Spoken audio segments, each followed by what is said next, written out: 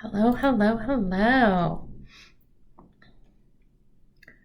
All right. I'm going to start off and say if any of you were thinking I was going to go live yesterday, we had some technology issues. We had some scheduling issues. Things like that happen. But I'm here today. All right.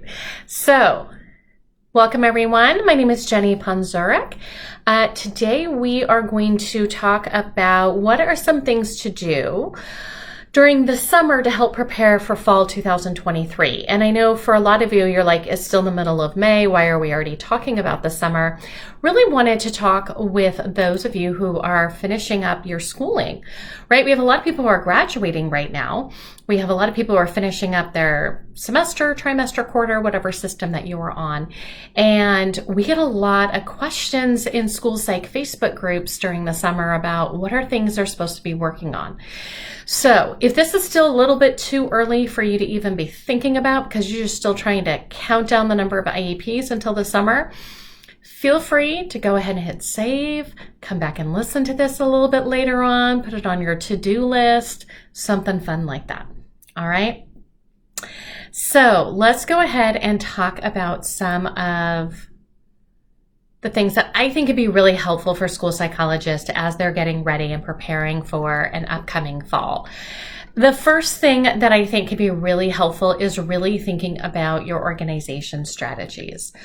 Which organization strategies, as you reflect on right now, have been really working for you this year that you want to make sure that you keep doing? And what are strategies that you tried this year that completely fell apart? Right? That you're like, that I could not keep up with that strategy. And therefore we need to rethink that one. A lot of times during the summer, as long as we're not working ESY, a lot of times we have some good time to reflect on what's been working, what hasn't been working. And that's also a great time to reach out to your cohort members, your school psych colleagues, and be like, what do you use for this, right? Because I tried this, or I saw my supervisor do this, and it might not just be the exact right thing for you. So definitely when we are kicking off the fall, we want to feel really organized, right? We want to have some packets ready to go. We want to know exactly what we're kicking the year off with. We want to know caseloads. We want to know all those fun things. So really take a little bit of time this summer to reflect on what's been working for you and what's not been working for you for organization. Because I have to admit, I am someone who loves a good planner. I have probably gone through them all. There are certain ones that stick and there are certain ones that I give up after 3 weeks of using, right? There's different things that I do to just get myself organized during the day. And I will say that there's certain things that I think are wonderful and fabulous and are usually involve lots of pretty colors and pen colors and Post-it notes and little flags.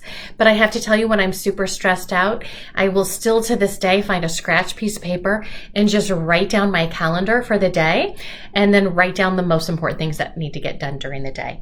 That has been one of my most important organizational strategies for myself. And not only do I just write down the things, but I actually order them. So usually when I'm kicking off the day, as long as I'm not doing this at like 12:30 in the afternoon, but actually kicking off my morning this way, a lot of times what I like to do is just quickly number them to just say, this is the order that is really important. Because I don't know about you, sometimes I'll look at my list and I'm like, I don't want to do that one. And then you're like, that one seems too hard. And so we skip over and we do all these super easy things first, and then we never get around to those hard things. But it was actually those hard things that were really most important to get done. So I really think about, what's going on during my day, how much break time do I have between meetings and everything like that as I'm trying to organize. And yes, sometimes I will start off with an easy thing. I will. Because you just got to cross something off your list in the morning, right? Got to put that check mark next to it. So that's one of the ways that has really helped me just kind of organize my thinking for the day. And again, whether I have a beautiful planner to do that in or I have a scratch piece of paper, that I will tell you is just one of those things that helps me just make sure I know what is it I need to do, when are my appointments, and then let's try and prioritize which ones need to get done first or second, right? So really reflect on your organization strategies. Think about what's working for you this year, what's not been working. And for those of you who are students, you're finishing up your internship, you're finishing up your practicum hours, I would highly encourage you, just bug your supervisor. Maybe not in the middle of them trying to finish that report really quickly before the meeting starts, but find a good time. Ask them what they thought about their own organization strategies, right? You got a person right there. Ask them what's been working for you, right? When you reflect, what didn't work for you this year, right? Let's learn from those opportunities we have with those supervisors. So that's definitely tip number one. Tip number two, I love this term, non-negotiables. Determine what your non-negotiables are going to be for next year. Non-negotiables can mean a lot of different things. They're usually related to like boundaries. They can be related to our mental and physical health. Like, what are the things that are going to have to happen in order for you to just be like a functioning person, right? That's how I think about my non-negotiables. Now, I have a lot of beautiful thoughts about how my morning routine is going to go. I have a lot of beautiful thoughts about how I'm going to start every day. And I have a lot of beautiful thoughts about how every evening is going to end. It doesn't usually happen though. But when you look at your most stressful time, right, which for a lot of you is right this moment, right? It's the middle of May as you are trying to figure out how to get this many referrals in this many days. Not really happening. It's really those times that you've actually are going to acknowledge what are your non-negotiables right now, because those are the things that even when you are super stressed, you still do. And so if you've realized that your non-negotiables maybe you want to add a couple more things to that list, think about that during the summer as you're in that reflection mode, as we're having some time to sit and actually think some thoughts, and think about what might you want to add to that non-negotiable list for next year. Here's some of my non-negotiables. I have to say that I cannot skip lunch. Now, I'm not saying that I need a 4-course meal served to me. I don't need a 30-minute duty-free lunch. I'd love one of those. I don't mean like I'm not checking email or writing something during my lunch, but I actually need food every day. I need some time to get food. Otherwise, I actually will become like really faint and might think I might pass out during a meeting. That is a non-negotiable for me. Now, I will say that wasn't always, like when I was in my 20s. I think I could have gotten by a lot more with just, skipping lunch. Nowadays, that's just a non-negotiable. It needs to happen. Another one for me is I do not respond to work-related text, emails, Voxers, whatever you're using to communicate. I might look at them because I don't know about you. I see that little bubble on my phone. I need to see like what's going on, and what if it's a crisis? What's going on? If it's not a crisis, I don't respond after a certain time in the evening. I just don't. I'll just remember to go ahead and do that at like 7:30 the next morning when I'm ready to respond. But that's a non-negotiable for me because I don't want other people to get in the habit of thinking that it's okay to ask me a question at 8 o'clock at night. That is my time. And even if I'm choosing to work on things, it doesn't mean I'm open and available to lots of other questions from other people. That's one of my non-negotiables, right? I have non-negotiables of I have to turn off my computer by a certain time at night. I would much rather wake up super duper early to finish up what I need to finish up than to stay up really late. I just know that for myself right now. So the computer has to shut at a certain time. That is just a non-negotiable. I don't care how stressed out I am. Those 3 things happen in my life, right? Now, again, I have thoughtful, wonderful morning routines that I would wish were all non-negotiables, but these are like the down and dirty things that have to happen in my day. And this is one thing that I am going to be reflecting on. Is there anything else that I need to add to that list?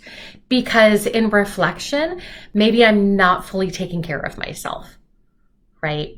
Maybe it's about movement during the day, that at least I stand up when my Fitbit, which I'm not even wearing today, goes off every hour, right? That at least I stand up for 10 seconds, right?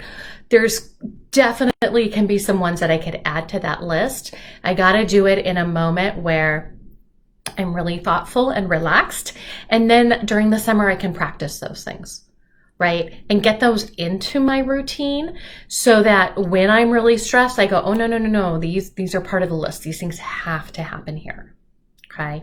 And that's going to lead me to the third one, which is really make a list of ways to support your own mental health. I was recently listening to someone talk about this, and I loved the way she categorized this. So I'm going to share this with you. A lot of times when we think about like self-care, which I know is almost like a dirty word at this point in our lives, a lot of times we think about big things, right? We think about like, I want to go to the spa and get a massage and get a mani and pedi, and I need an entire weekend just to relax. Okay. That's not going to happen as often as I need it though. And so the way this person talked about really making sure that we're supporting our mental health was 3 different categories. And the first category she talked about was really micro moments. And those are just those quick moments during the day where you're maybe just like, nope, it's going to take a deep breath before I get into this meeting. I'm just going to remind myself, I actually really like working with kids. This is why I'm here. All right. And it's just those little moments during the day that we can help support our own mental health. It's taking that deep breath, right? It's actually releasing it after 10 seconds. It's just little itty bitty moments that can be really helpful in our mental health. And then in her next category, she talked about, and I can't remember the name that she used for it, but it's going to be somewhere between those micro moments and my spa day. It's going to be those things that I might be able to still do daily, which may include something like standing in the shower for an extra 2 minutes, right? And just taking a couple more deep breaths, right? Like you can do this. For me, sometimes it's sitting in my car before I go in the house. It's finishing that song. I don't know how many of you do this. Sometimes I drive around the block one more time. I'm not quite ready to get home yet. I love this song so much. And if I just pull in the garage for way too long, my husband thinks there's something wrong and he comes out and then he's worried about me. So sometimes I just take a couple extra laps around the block, right? Those are those moments. It's a little bit more than just a quick second. And that can really support my mental health, right? Give me those moments for me to just get ready to walk in. And then of course there's those cool ones, right? Like spa days and mani pedis and all of those different types of things. So I think for a lot of us, it can be helpful to just have that list. And it's there for us on the days where we're like, I don't even have any time for anything. And it's there to remind us that we have time for something, right? Just something for us to go back to, because we know we have certain ebbs and flows in our school year, right? We have certain times of the year, like right now, which are, oh my gosh, super busy. And it seems like it's always super busy, but there have been some moments this year that haven't been as busy as right now, right?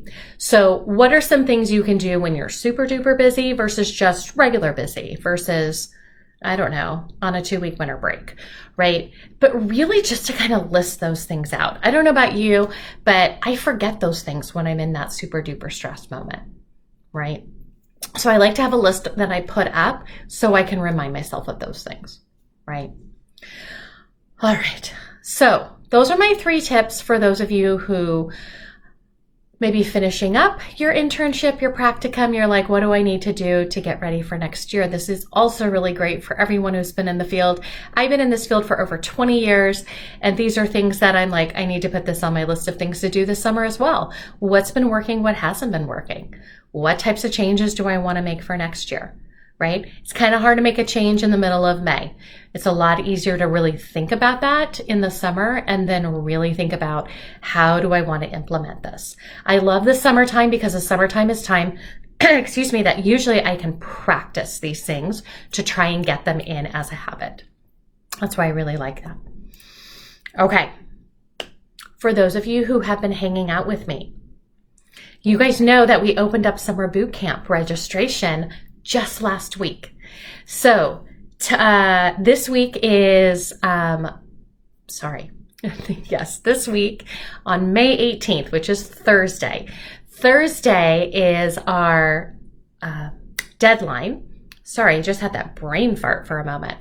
Thursday is our deadline for bonus number 1. Summer boot camp is a 2-week time where we're providing 10 different sessions over 10 days for school psychologists. It is going to be July 10th through the 21st.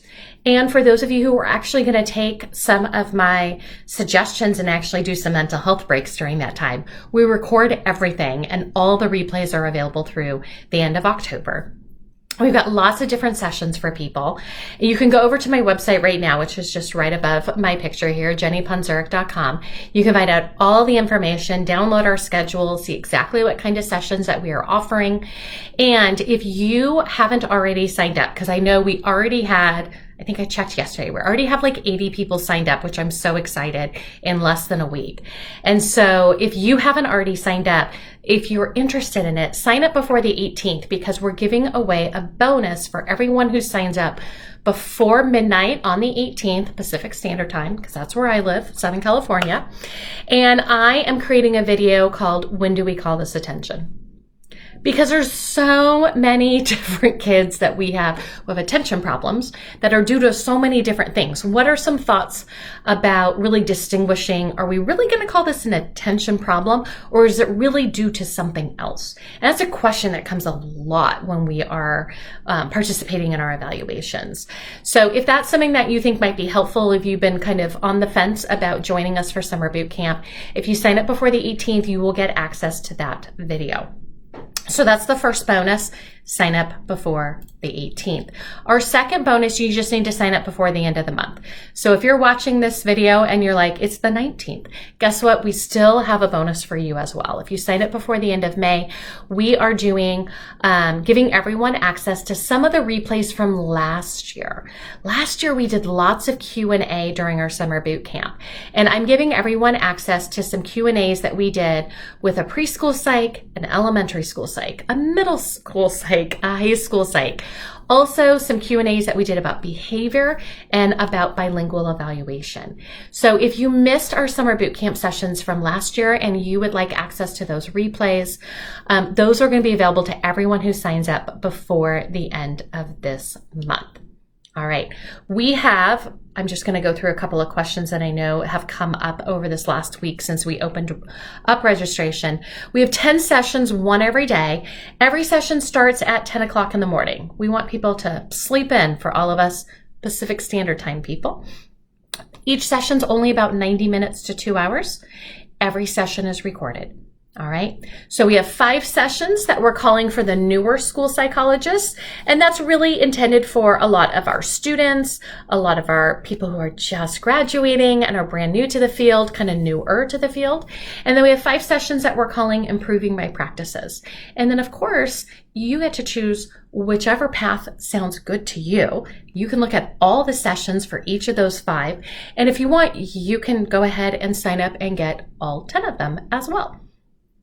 I will also mention that we do have a session specifically about organization, and we have a session about boundaries. I love talking about boundaries. I'm not doing either one of these sessions. I'm taking notes during these sessions.